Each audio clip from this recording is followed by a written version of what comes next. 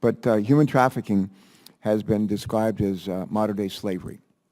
And that's because its victims are in some cases forced to work, including as prostitutes, sometimes in sweatshops, against their will.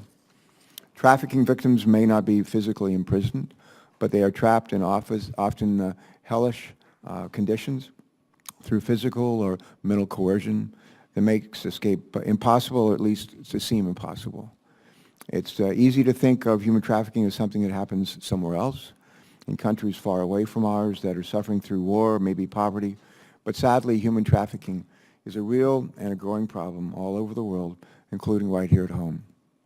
And it can be invisible unless officials and citizens alike are trained to recognize the telltale signs.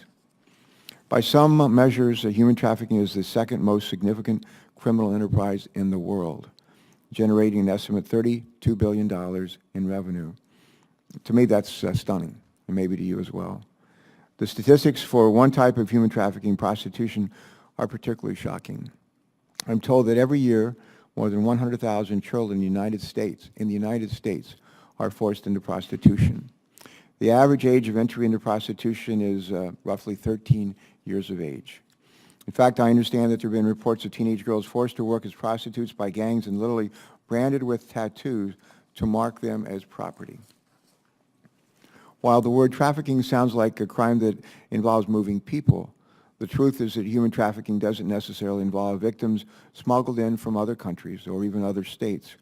Human traffickers prey on vulnerable people and our own communities. While some victims are undocumented immigrants, many are teenage runaways or other vulnerable individuals born and raised in the United States. Just last year in Wilmington, Delaware, a man was found guilty of forcing a 15-year-old girl to work for him as a prostitute. And just last month, the FBI conducted a 3-day operation in 76 cities that led to the rescue of 105 children who had been trafficked into the commercial sex trade. 2 of the children were found in the Philadelphia suburbs, roughly 25 miles from my home.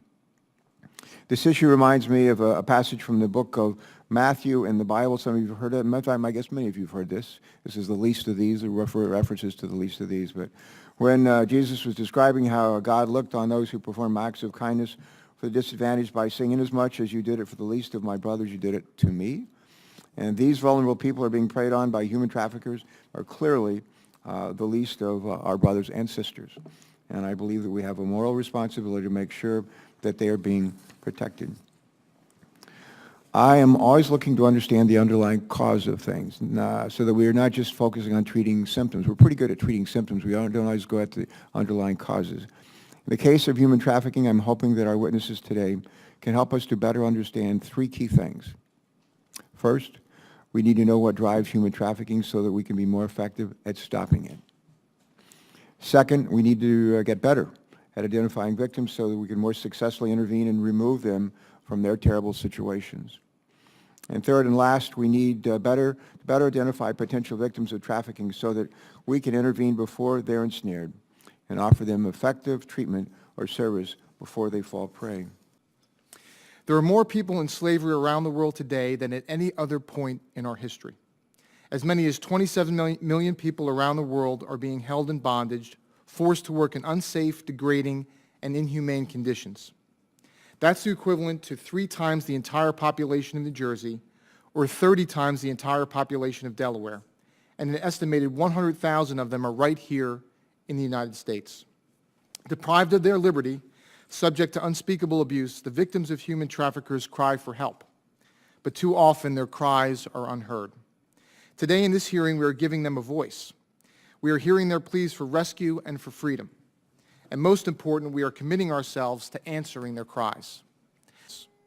We must work together to uncover the crime where it exists, prosecute the criminals to the fullest extent of the law, and assist the victims so they're not twice victimized, first by their captors, and then by the system that often treats the victims as criminals themselves.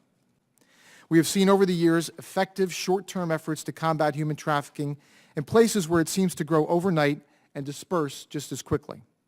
International sporting events, such as the Super Bowl, which is being played in New Jersey this February, often attract huge numbers of human traffickers.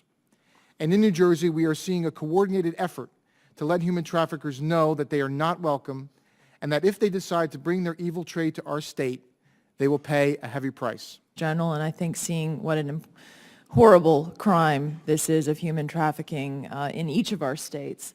I also want to point out, as Senator Chiesa has, that human trafficking is obviously an international problem and an international crime. And in fact, one of the problems with human trafficking is that it is used to fund terrorism around the world. So today we're going to be talking about domestic human trafficking, and it is absolutely horrific what happens to victims of human trafficking, and they are treated like things instead of people, and that is so wrong. First witness is Ms. Alice Hill, Senior Counselor to the Secretary of Homeland Security and Chair of the Blue Campaign, which we'll be hearing about today.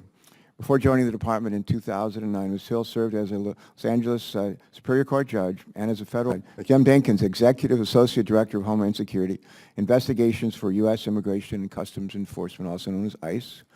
As the director, Mr. Dinkins has direct oversight of ICE's investigative and enforcement initiatives and operations. Prior to assuming his current position, Mr. Dinkins held a number of leadership positions within ICE, including Special Agent in charge for Washington, D.C. and Baltimore. Mr. Dinkins began his law enforcement career with the U.S. Customs Service in 1986. Our third witness, our final witness is Mr. Joseph Campbell, Deputy Assistant Director for the Criminal Investigation Division at the FBI. He's responsible for national-level leadership of complex financial crime, public corruption, civil rights, and criminal investigations. Mr. Campbell has held a variety of leadership positions within the FBI and began his career at the Bureau in 1990. The Department of Homeland Security, DHS, welcomes and appreciates the opportunity to speak with you today. The men and women of DHS are dedicated to combating the heinous crime of human trafficking.